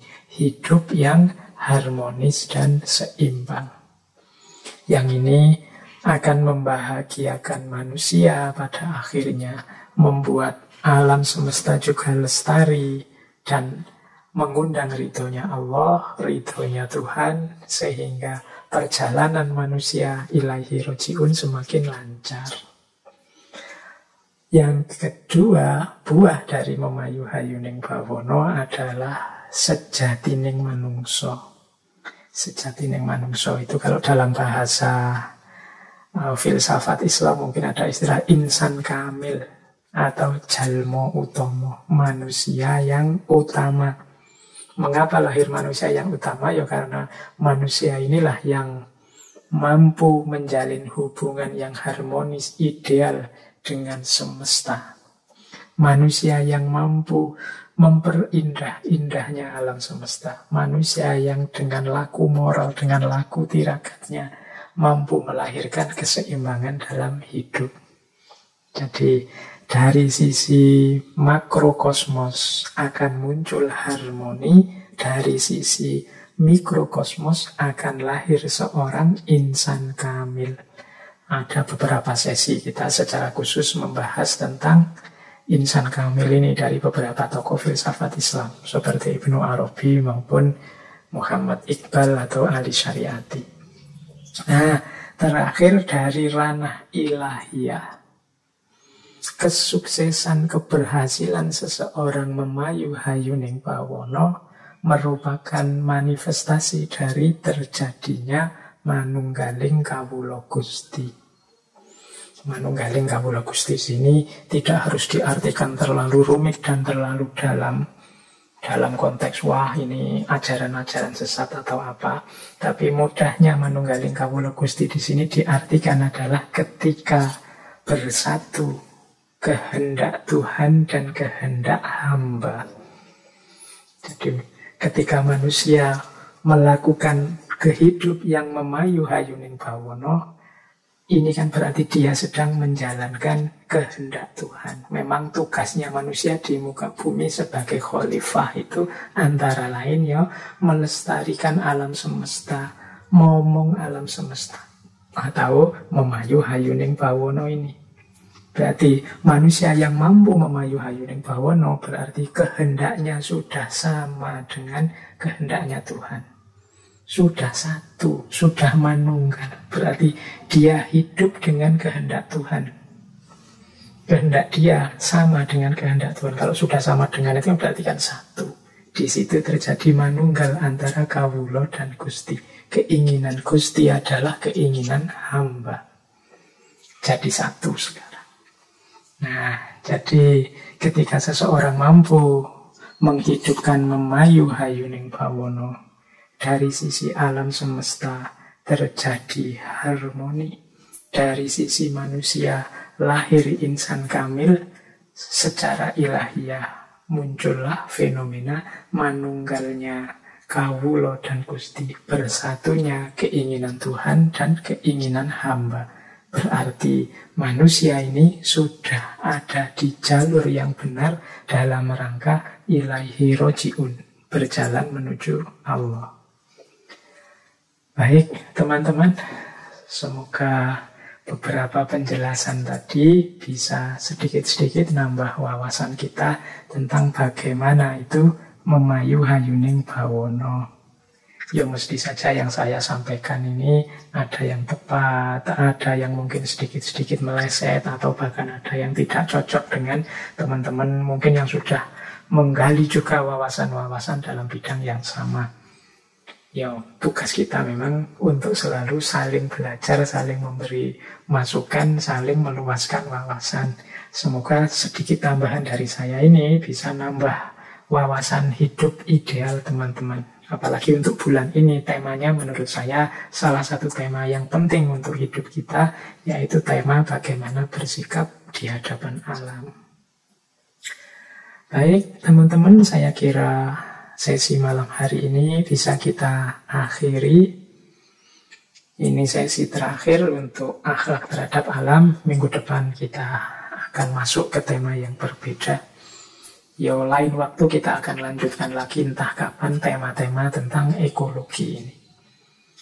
Saya kira itu untuk malam hari ini, kurang lebihnya mohon maaf.